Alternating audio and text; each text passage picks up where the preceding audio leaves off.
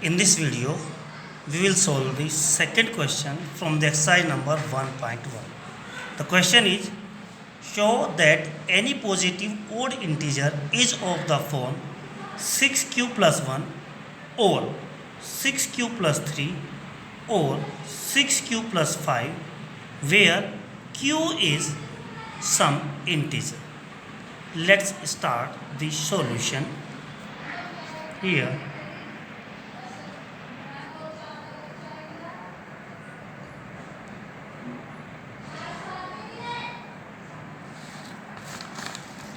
Yes.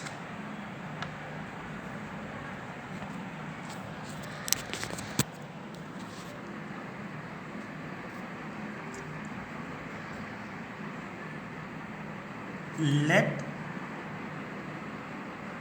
us suppose A is any integer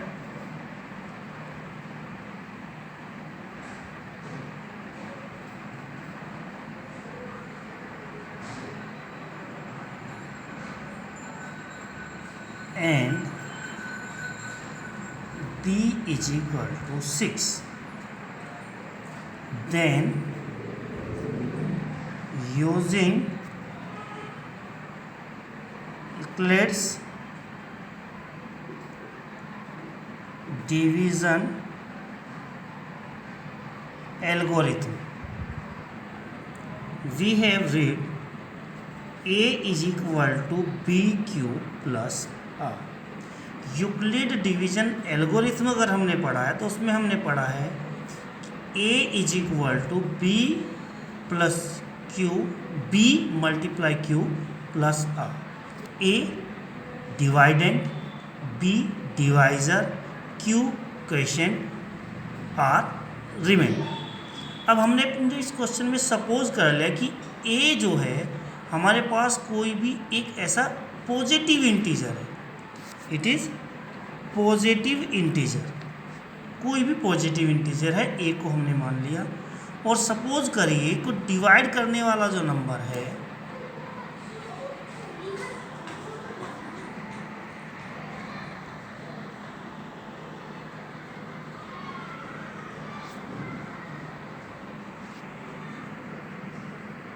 जो divide करने वाला हमारा नंबर है, सपोज करिए कि डिवाइड करने वाला हमारा number b is equal to 6. हमने देखा कि हमारे क्वेश्चन में जो हमें दिखाना है, जो हमें प्रूव करना है, वो करना है 6q प्लस 1, 6q प्लस 3. तो वहाँ से हमने b इज इक्वल टू 6 ले लिया. हमें वहाँ दिखाई दे रहा है कि b जो है यानी डिवाइड करने वाला नंबर 6 है. तो अब हम आते हैं, अगर हमारे पास b 6 है तो जो हम बोलते हैं यूक्लिड डिवीज़न लेमा के अकॉर्डिंग हमने ये पढ़ा था कि जो r होता है इट इज़ ग्रेटर देन 0 और इक्वल टू 0. r कभी भी या तो 0 के बराबर होगा या 0 से बड़ा होगा. लेकिन r जो है जिस नंबर से हम डिवाइड कर रहे हैं, जैसे हम यहाँ पर 6 से डिवाइड कर रहे हैं, सपोज b हमने 6 लिया है तो हम 6 से डिवाइड कर रहे हैं यहाँ पर, तो 6 से अगर हम यहाँ डिवाइड कर रहे हैं तो b हमारा 6 से छोटा, r हमारा रिमाइंडर जो हमारा है वो 6 से छोटा होगा. तो हम कह सकते हैं जो पॉसिबल r हमारे पास बनेगा यहाँ पर, possible value of r reminder.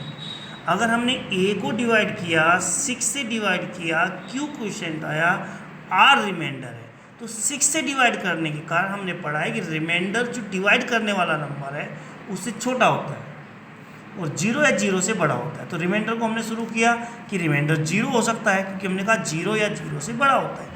तो 0 हो सकता है, 0 से बड़ा 1 हो सकता है, 0 से बड़ा 2 हो सकता है, 3 हो सकता है, इस कंडीशन में 4 हो सकता है, 5 हो सकता है. लेकिन अगर हम बात करें, हम डिवाइड करें 6 से, तो 0, 1, 2, 3, 4, 5 ये कोई भी r की वैल्यू हो सकती है, लेकिन 6 नहीं हो सकती, क्योंकि 6 टेबल के इक्वल हो गया.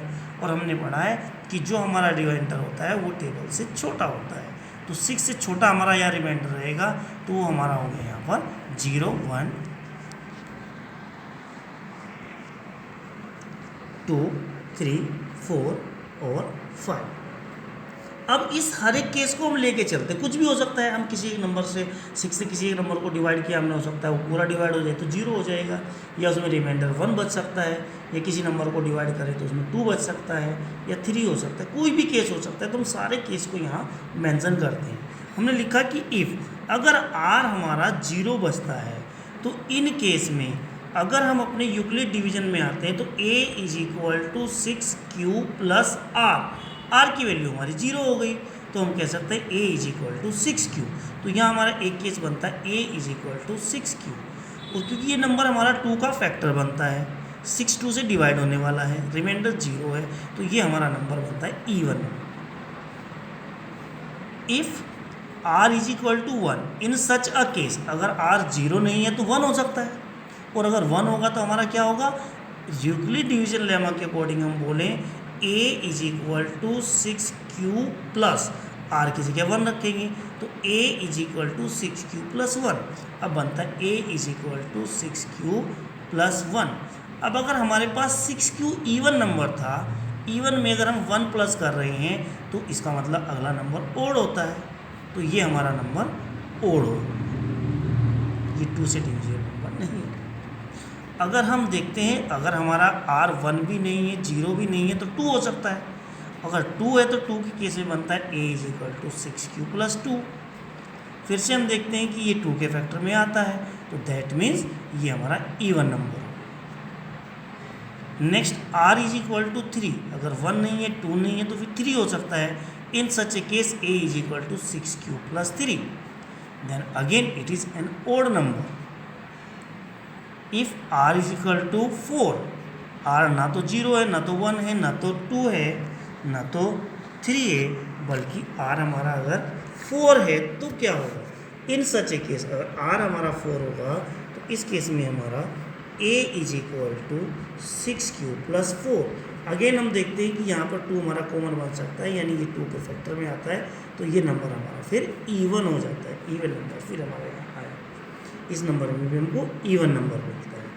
Next r = 5, in such a case a = 6q + 5। Again 5 यानी कि आपका ये ओड नंबर है। अब 5 से ऊपर रिमाइंडर हो नहीं सकता हमारा, तो ज़्यादा इससे आगे के केस हमारे हो नहीं सकते, हमारे यही केस बनेंगे। हम कह सकते हैं कि हमारे केस जो हैं वो यहीं तक आएंगे, इन सच ए वे। ये हमारे केसेस हो गए। अब हम दोबारा बोलते हैं कि हमने यूक्लिड डिवीजन लेमा हमें बताता है कि a = pq + r, b हमने यहाँ पर 6 लिया है। अब हमने ये भी पढ़ा है कि जो हमारा रिमाइंडर होता है वो डिवाइड करने वाले नंबर, जैसे हमारे यहाँ 6 है तो रिमाइंडर 6 से छोटा होगा। अगर हम छोटे की बात करते हैं तो हमारा 0 हो सकता है, 1 2 3 4 5 तक हमारा रिमाइंडर हो सकता है। अब इसको हम एक एक केस में लेते हैं। हम लेते हैं कि अगर हमारा रिमाइंडर 0 हो तो क्या होगा। अगर हमारा रिमाइंडर 0 होगा तो जो हमने यूक्लिड डिवीजन लेमा के अकॉर्डिंग बनाया a = pq + r, तो हम लिखा a = 6q + 6q की बात क्योंकि 0 है तो हमने +0 लिखा नहीं। इसके बाद अगर हम बात करते हैं, आगे की बात करते हैं, अगर r हमारा 1 है तो हम देखते हैं ये बनता है 6q + 1।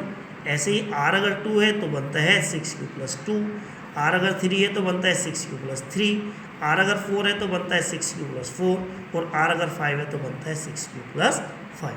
इस कंडीशन में हमने देखा कि 6q हमारे पास इवन नंबर है, 6q + 1 ओड नंबर है, 6q + 2 इवन नंबर है, 6q + 3 फिर ओड नंबर है, 6q + 4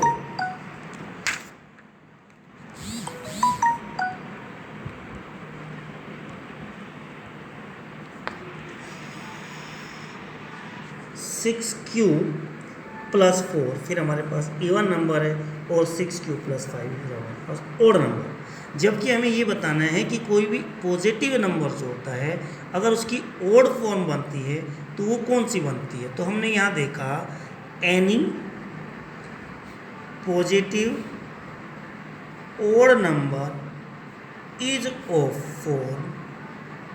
हमने ओड नंबर की बात की तो ओड नंबर की फॉर्म हमारे पास बनी है 6q + 1 और 6q + 3 और 6q + 5। इस तरीके से हमारा कंप्लीट क्वेश्चंस सॉल्यूशन कंप्लीट होता है और ये प्रूव हो जाता है कि कोई भी आपका अगर पॉजिटिव ओड नंबर है तो वो या तो 6q + 1 की फॉर्म में हो सकता है या 6q + 3 की फॉर्म में हो सकता है या फिर 6q + 5 की फॉर्म में हो सकता है।